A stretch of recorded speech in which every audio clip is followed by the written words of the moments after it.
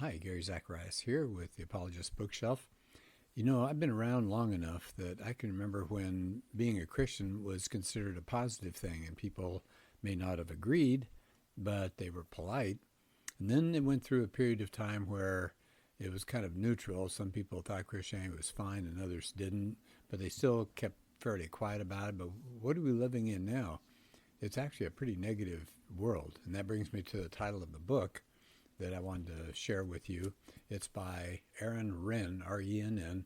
It's called Life in the Negative World, subtitled Confronting Challenges in an Anti-Christian Culture. So did you hear that last part? An anti-Christian culture. Yeah, so this book is new. It came out 2024.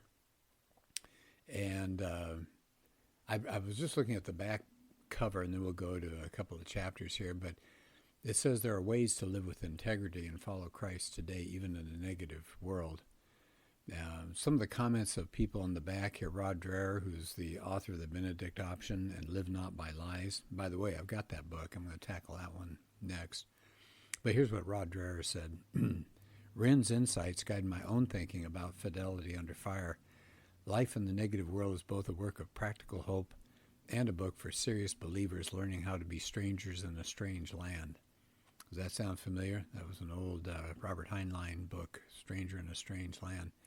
And that's where we are. That's where we are today. So the author, Renn, takes a look at Christian cultural engagement over the past and says what worked and what didn't work and what we can think about for the future as far as strategies for churches and institutions and us as individuals. How to live faithfully in a negative world, not just a world that is politely indifferent to Christianity, but it's a culture opposed to Christian value and teaching. And this is something I'd like to work up myself to do a talk on sometime.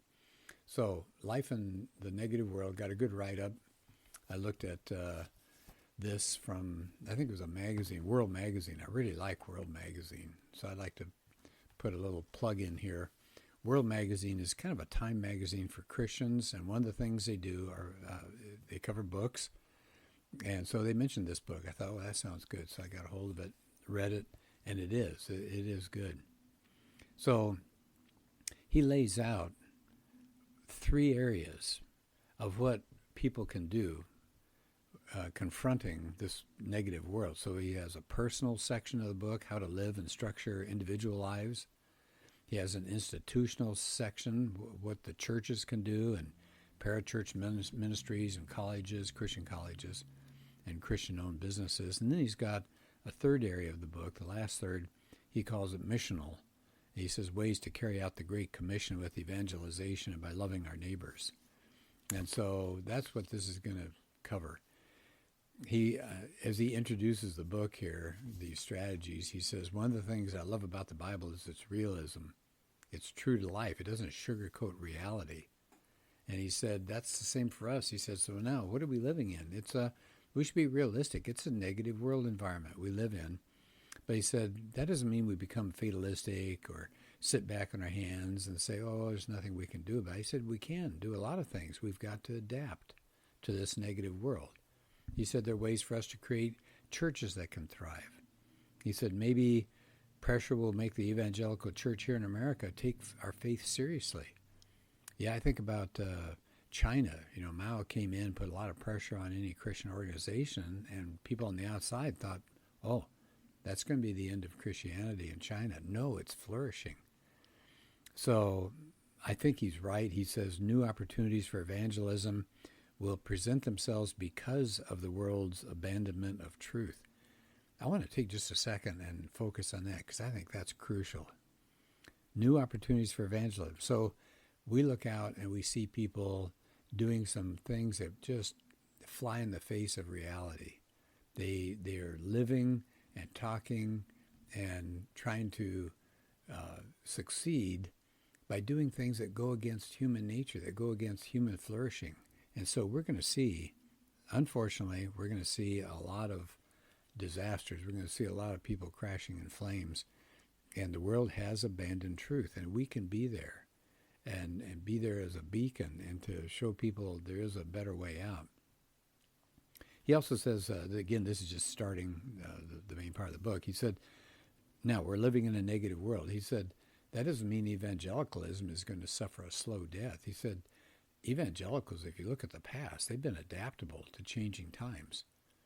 Now he says evangelicalism today is a product of other successful adaptations. When times in the past have put a stranglehold on Christianity or whatever.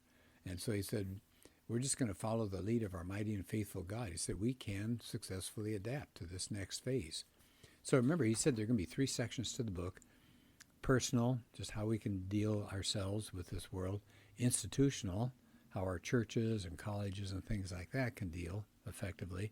And then missional, how to carry out the Great Commission by loving and taking care of neighbors. So let's just start the first part here, living personally.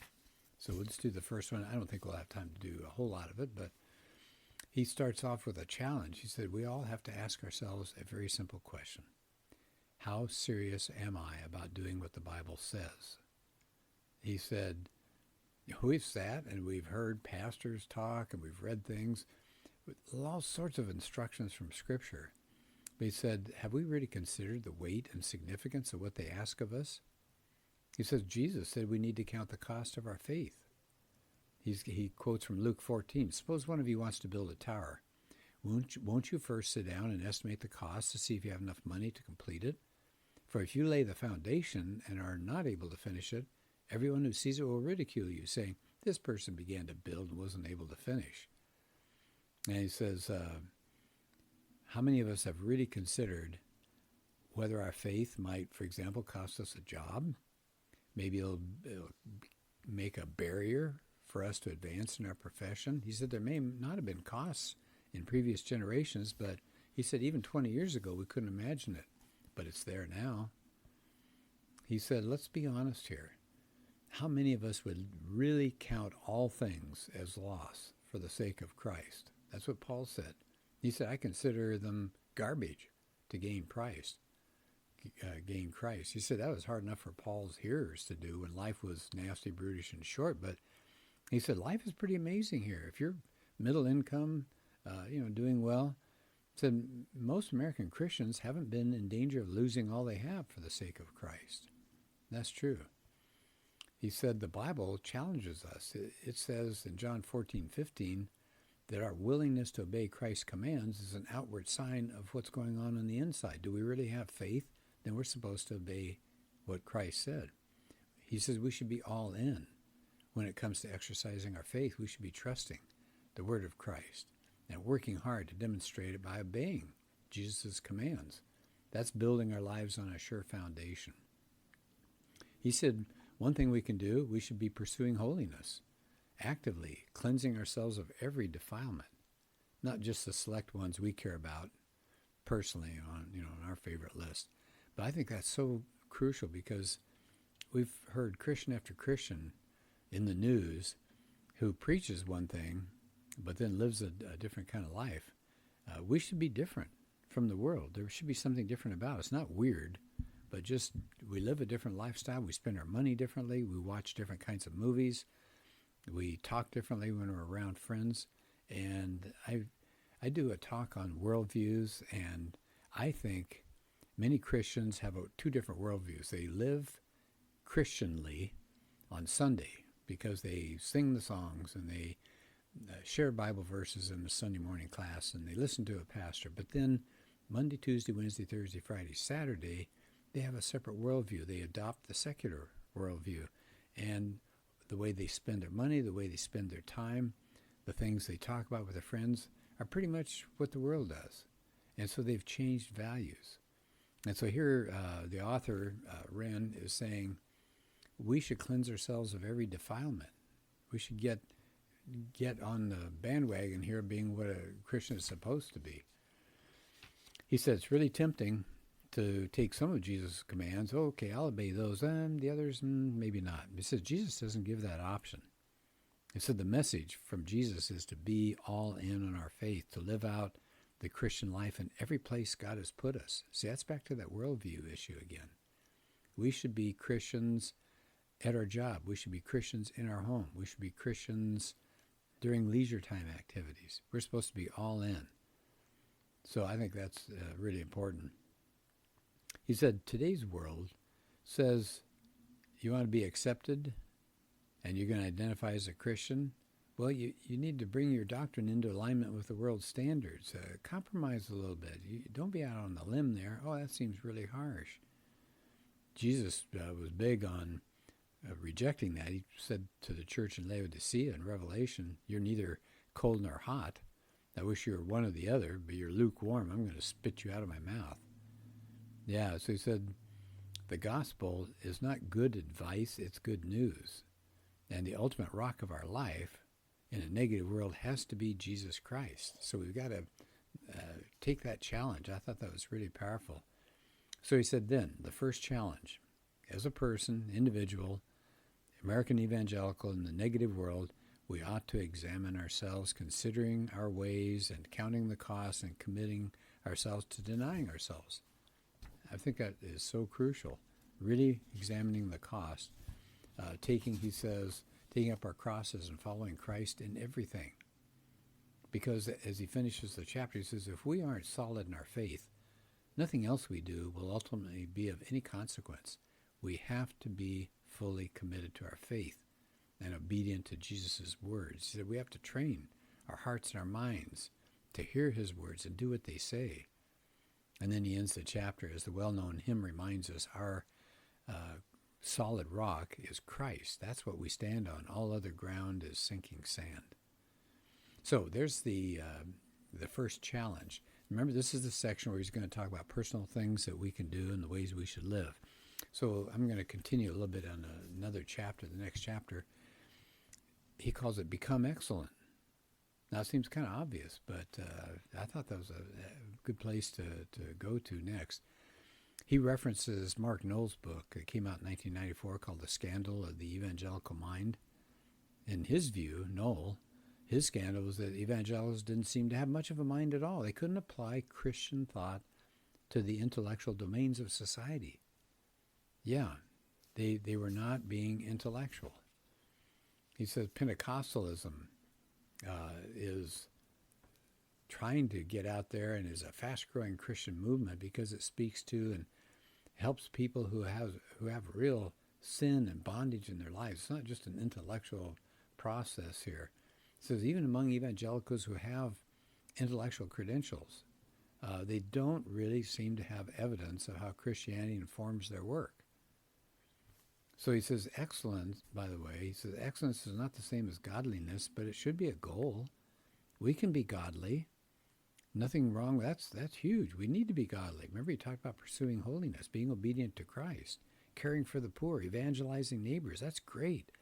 He said at the same time we can cultivate excellence in all that we do, including the intellectual life of the mind. And that's, of course, where apologetics comes in. I have spent years being fascinated with the world of apologetics and how many ways there are to defend the Christian faith from attacks and how much confidence we can have in the truth of Christianity. But I know over and over again, just talking to various Christians, a lot of them can't give reasons why they believe there's a God. They may not have reasons to believe why they would trust the New Testament. Just simple things like that. So he says we need a Christian mind project. And he references Tim Keller here. I love listening to Tim Keller's sermons. He did such a great job. And he was talking about renewing the American evangelical church. And he said there were 7 areas that we need to renew the church, and one of them was the Christian Mind Project. Now here's what Keller had to say. I put a little star here because I like Keller and I like this comment. Evangelicalism has a strongly anti-intellectual cast to it that has to be overcome, Keller says, without losing its appeal to the majority of the population. How do you do that? We've got to get more Christians on faculties. We need a robust intellectual culture for Protestantism.